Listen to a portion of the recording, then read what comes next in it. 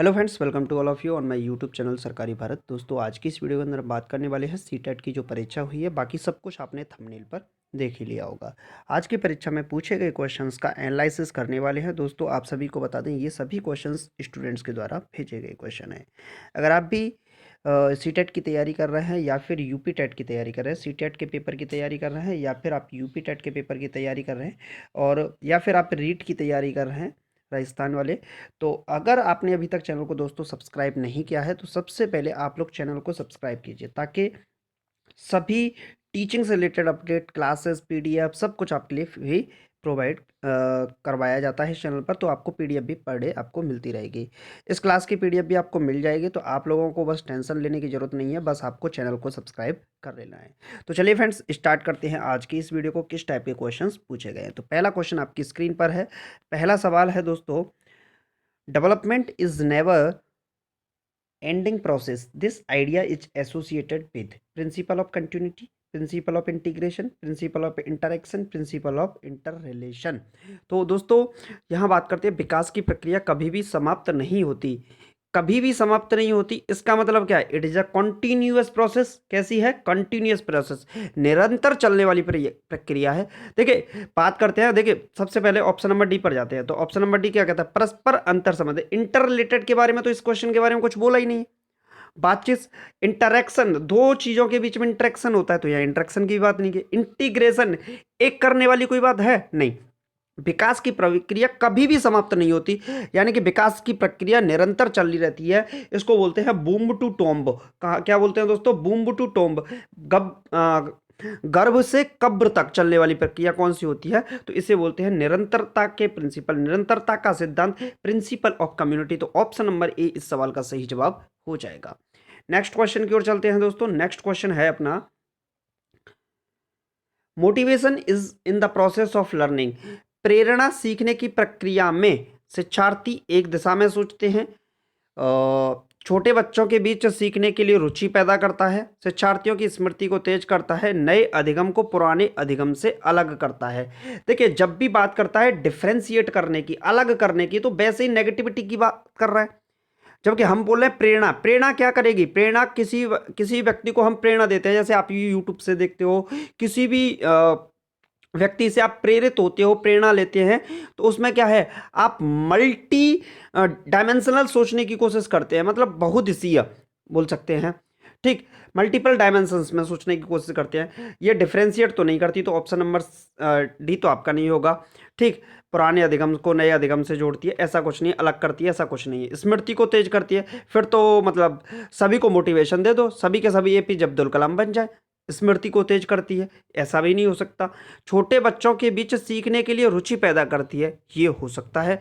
शिक्षार्थियों को एक दिशा में सोचते हैं। प्रेरणा से, मोटिवेशन से शिक्षार्थी एक दिशा में सोचेंगे? नहीं। प्रेरणा से, मोटिवेशन से शिक्षार्थी मल्टी डायरेक्शनल सोचेंगे, बहुदिशीय सोचेंगे। तो ये तो ऑप्शन नहीं हो सकता। ठीक, उन्होंने बोला यूनिडायरेक्शनल, तो ऐसा तो नहीं हो सकता। छोटे बच्चों के बीच सीखने के लिए रुचि पैदा करता है, ये इंटरेस्ट पैदा करता है, create interest for learning among young children. छोटे छोटे बच्चों के बीच में ये क्या करता है? ये रुचि पैदा करता है, इंटरेस्ट पैदा कर रहा है लर्निंग के लिए। तो ऑप्शन नंबर बी सेकंड सही हो जाएगा। नेक्स्ट क्वेश्चन है दोस्तों, क्वेश्चन है, बच्चों के बौद्धिक विकास के 4 अलग अलग चरणों की पहचान निम्न द्वारा की जाती है। देखिए, आपने सुना होगा, एरिक्सन की बात करें तो इन्होंने दिया है मनोसामाजिक सिद्धांत दिया है। क्या दिया है? मनोसामाजिक सिद्धांत। बीएफ स्किनर की बात करें तो पुनर्वलन का सिद्धांत जो दिया है, शुद्धिकरण का जो सिद्धांत दिया है, बीएफ स्किनर ने दिया है।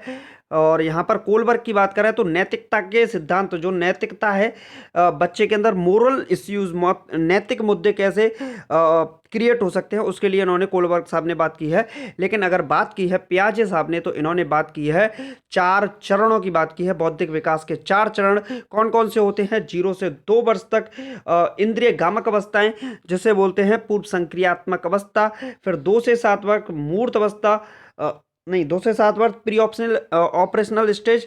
और 7 से 11 वर्ष तक मूर्त संक्रियात्मक अवस्था और 11 से 16 के बीच में अमूर्त संक्रियात्मक अवस्था। ठीक, तो ये 4 स्टेजेस की बात की है जीन पियाजे साहब ने। क्लियर है, तो ऑप्शन नंबर सी इसका सही जवाब हो जाएगा। नेक्स्ट क्वेश्चन की तरफ चलते हैं दोस्तों। तो नेक्स्ट क्वेश्चन इसी पर आधारित है और क्वेश्चन क्या है पढ़ लेते हैं। वह चरण जिसमें कोई बच्चा तार्किक रूप से वस्तुओं और घटनाओं के बारे में सोचना शुरू कर देता है। तार्किक यानी कि लॉजिकल थिंकिंग उसके अंदर आ जाती है। पूर्व संचालन चरण 2 से 7 वर्ष। प्री ऑपरेशनल स्टेज मूर्त परिचालन अवस्था 7 से 11। शेष अवस्था जन्म से 2 वर्ष, ये 20 नहीं होगा, 2 वर्ष होगा। औपचारिक परिचालन चरण वर्ष से ऊपर। देखिए इसकी अगर बात करते हैं दोस्तों हम यहाँ पर, तो अगर बात करें logical thinking logically about object and event, तो घटना के बारे में, वस्तुओं के स्थायित्व के बारे में जो लॉजिकल रीजनिंग है वो 2 से 7 वर्ष के अंतर्गत नहीं आएगी, ये आएगी 7 से 11 मूर्त परिचालन अवस्था के अंदर आएगी, जो कि 7 से 11 वर्ष की अवस्था है। अब बात करें शेष अवस्था में तो ऐसा नहीं होगा। ठीक, लॉजिकल मतलब 2 वर्ष का बच्चा लॉजिकलिटी सोचने लग जाएगा, ऐसा तो नहीं होगा। ठीक, औपचारिक अवस्था, यहाँ पर एब्स्ट्रैक्ट आइडियाज आते हैं। क्या आते हैं? एब्स्ट्रैक्ट आइडियाज के बारे में, औपचारिक परिचालन चरण के बारे में बात की जाती है। क्लियर है, तो ऑप्शन नंबर बी इसका सही जवाब हो जाएगा। ठीक, नेक्स्ट क्वेश्चन देख लेते हैं दोस्तों। नेक्स्ट क्वेश्चन है निम्नलिखित में से कौन एक बुद्धिमान युवा बच्चे के संकेत नहीं है? नेगेटिव, जब भी नेगेटिव क्वेश्चन पूछा जाए नहीं है तो आपको थोड़ा सा ध्यान से पढ़ना है क्वेश्चन को, ये बात याद रखनी है। निम्नलिखित में से कौन एक बुद्धिमान युवा बच्चे के संकेत नहीं है? तो वह अमूर्त तरीके से सोचता है। बुद्धिमान बच्चा अमूर्त तरीके से सोचता है। One who carries on thinking in abstract manner, abstract manner में सीखता है, अमूर्त तरीके से सोचता है, ये तो अच्छी बात है, बुद्धिमान बच्चा ऐसा कर सकता है, तो ये तो संकेत नहीं होना चाहिए, ये तो बिल्कुल सही बात है। ठीक, लेकिन ऑप्शन के हिसाब से गलत है। वह जो अपने आप को एक नए वातावरण में समायोजित कर सकता है, नए वातावरण में, ये भी अच्छी बात है। ठीक, ये भी क्लियर है। इसके बाद वह जो जल्दी निबंध लिखने की क्षमता रखता है, लिखने के लिए है, यहाँ पर ये होगा क्रैम। यहाँ पर एक वर्ड है, one who has the ability to cram long essays very quickly. Cram का मतलब होता है रटना, क्या होता है? रट्टा मारना, क्रैमर बोलते हैं इसको। तो वह जो निबंधों को रट लेता है, ये तो थोड़ा सा नेगेटिव गया। वह जो धारा प्रवाह और उचित रूप से संवाद करने में सक्षम होता है, क्षमता रखता है, तो ये तो बिल्कुल सही बात है, सक्षमता होनी चाहिए।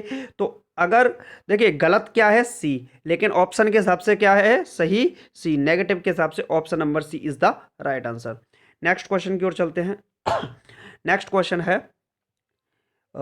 क्वेश्चन है निम्नलिखित में से कौन सा बच्चे की सामाजिक मनोवैज्ञानिक आवश्यकताओं से संबंधित नहीं है? फिर नेगेटिव आया, which of the following is not related to the socio psychological needs of the child. तो शरीर से अपशिष्ट उत्पादों का नियमित उन्मूलन, regular elimination of waste product from the body, company की आवश्यकता, सराहना और सामाजिक अनुमोदन की आवश्यकता, भावात्मक सुरक्षा की आवश्यकता। देखिए नीड फॉर इमोशनल ये होना चाहिए, सिक्योरिटी होनी चाहिए, अच्छी बात है। नीड फॉर एप्रिसिएशन और सोशल अप्रूवल, ये भी सही बात है। कंपनी की आवश्यकता, कंपनी की ज़रूरत होनी चाहिए, लेकिन अगर ये देखें तो इसका तो कोई रिलेशन मिल ही नहीं रहा है। शरीर से अपशिष्ट उत्पादों का नियमित उन्मूलन, ये तो बिल्कुल मतलब गलत वाली बात हो गई, इसमें इसका कोई भी रोल नहीं है। नेक्स्ट क्वेश्चन की ओर चलते हैं। तो नेक्स्ट क्वेश्चन है निम्नलिखित में से कौन शिक्षार्थियों के बीच रचनात्मकता को बढ़ावा देता है, क्रिएटिविटी को बढ़ावा देता है, बच्चों को कंस्ट्रक्टिविज्म की ओर, संरचनावाद, रचनात्मकता की ओर बढ़ावा देता है? तो रचनात्मकता की बात करें तो जीन पियाजे साहब कहते हैं कि बच्चा रचनात्मक, मल्टी डायमेंशनल सोचना चाहिए, बच्चे को मतलब रचनात्मक होना चाहिए। ठीक, तो स्कूली जीवन की शुरुआत से उपलब्धि लक्ष्यों पर जोर देना, ये तो नहीं होगा। एम्फेसाइजिंग आप बच्चे को कर रहे हो। परीक्षा में अच्छे अंक के लिए छात्रों को कोचिंग देना, कोचिंग दे रहे हो तो फिर स्कूल की क्या जरूरत पड़ी, तो ये भी गलत हो गया। छात्रों को अच्छी शिक्षा का व्यवहारिक मूल्य सिखाना, ये हो सकता है। प्रत्येक शिक्षार्थी की जन्मजात प्रतिभाओं पर सवाल उठाने और उनका पोषण करने के अवसर प्रदान करना, providing opportunity to the question and to nurture the innate talent of every learner, teaching the student practical value of good education. छात्रों को अच्छी शिक्षा का व्यवहारिक मूल्य सिखाना, सवाल उठाने वाली बात क्या है, बच्चे पर आप सवाल नहीं उठा सकते भाई, बच्चा गलत नहीं हो सकता। अच्छे अंक के लिए आप नहीं उसे कोचिंग की बात कर सकते हैं यहाँ पर। स्कूली जीवन की शुरुआत से उपलब्धि लक्ष्यों पर उपलब्धियों पर आप नहीं जा सकते, उसको व्यवहारिकता के साथ आपको सिखा सकते हो। Teaching the student practical value of good education. Next question की ओर चलते हैं। तो नेक्स्ट क्वेश्चन है, डिसलेक्सिया किसके साथ जुड़ा हुआ है? डिसलेक्सिया एसोसिएटेड विद किसके साथ जुड़ा हुआ है? पढ़ना विकार, व्यवहार विकार, मानसिक विकार या गणितीय विकार। तो अगर हम इसमें बात करते हैं तो जो डिसलेक्सिया है, क्या है? डिसलेक्सिया। तो ये आपका डिसलेक्सिया, ये आपके पठन विकार से संबंधित है, रीडिंग डिसऑर्डर से संबंधित है, पठन विकार। अगर यहाँ पर होता डिसअफेजिया, क्या होता? डिसअफेजिया, तो ये बोलने संबंधी समस्या हो सकती थी। डिसग्राफिया होता तो लिखने संबंधी समस्या हो सकती थी। डिसकैलकुलिया होता तो गणना संबंधी मैथमेटिकल जो प्रॉब्लम, गणितीय विकार हो सकता था। लेकिन option number A is the right answer इस सवाल के हिसाब से। ठीक है, चलिए नेक्स्ट क्वेश्चन की ओर चलते हैं। तो नेक्स्ट क्वेश्चन है दोस्तों, शिक्षा के क्षेत्र में पाठ्यक्रम शब्द पाठ्यक्रम नहीं होगा, आप यहाँ पर करेक्शन करिए, पाठ्यचर्या होगा। क्या होगा? पाठ्यचर्या। तो यहाँ पर आप क्या थोड़ा सा ठीक कीजिएगा। शिक्षा के क्षेत्र में पाठ्यचर्या से तात्पर्य क्या है? तो the term curriculum in field of education refers to, तो मूल्यांकन प्रक्रिया, कक्षा में उपयोग की जाने वाली पाठ्य सामग्री, शिक्षण के तरीके और सिखाई जाने वाली सामग्री, स्कूल के कुल मिलाकर कार्यक्रम जो छात्र को एक दिन के आधार पर अनुभव होता है। ये बात बिल्कुल सही है। Overall program of the school which student experience on daily day to day basis, प्रतिदिन के हिसाब से जो होता है, बिल्कुल सही माना जाएगा। तो ऑप्शन नंबर डी इसका सही हो जाएगा। नेक्स्ट क्वेश्चन की ओर चलते हैं दोस्तों। तो नेक्स्ट क्वेश्चन है, बच्चे सक्रिय रूप से दुनिया की अपनी समझ का निर्माण करते हैं, यह कथन है। सक्रिय रूप से, children activity construct their understanding of the world is a statement attributed to, तो ये किसका कथन है कि बच्चे सक्रिय रूप से दुनिया में अपनी समझ पैदा करते हैं या निर्माण करते हैं? तो ये है पियाजे साहब का। किसका है? कि बच्चे सक्रिय रूप से एक्टिवली कंस्ट्रक्ट करते हैं, कंस्ट्रक्टिविज्म पर, रचनावाद पर, क्रिएटिविटी पर जोर किसने दिया है? पियाजे साहब ने दिया है। तो ये ऑप्शन नंबर सी सही हो जाएगा। बीएफ स्किनर, पुनर्वलन का सिद्धांत इन्होंने दिया है। क्रिया प्रसूत अनुबंधन का सिद्धांत बीएफ स्किनर ने दिया है। उद्दीपन उद्दीपक की क्रिया का सिद्धांत दिया है। कोलबर्ग साहब ने नैतिक मूल्यों का सिद्धांत दिया है। आईपी पावलोव, इसका आंसर आप लोग बताइएगा, कमेंट बॉक्स में लिखिएगा कि आईपी पावलोव ने किसका सिद्धांत दिया है। नेक्स्ट क्वेश्चन की ओर चलते हैं दोस्तों। तो नेक्स्ट क्वेश्चन अपना हो जाएगा, सोच में एक समस्या के रूप में एक बच्चा सॉल्वर बयानों की सच्चाई या संभावना का मूल्यांकन करता है, रचनात्मकता, सौंदर्यबोध, अमूर्त या तार्किक रूप से। तो in thinking a child as a problem solver evaluate the truth और लाइकलीहुड ऑफ स्टेटमेंट्स, तो क्रिएटिविटी, सौंदर्यबोध, अमूर्त या तार्किक। देखिए, जो तार्किक सोच होती है इस पर हम थोड़ा सा ध्यान देंगे। ऑप्शन नंबर डी इसका सही जवाब होगा। लॉजिकल थिंकिंग जो होगी उस पर ध्यान दिया जाता है, नॉट अ क्रिएटिव थिंकिंग। हर जगह क्रिएटिव नहीं लगा सकते आप। क्रिएटिव थिंकिंग यानी कि सॉरी लॉजिकल थिंकिंग, तार्किक सोच में समस्या के रूप में एक बच्चा सॉल्वर बयान हो।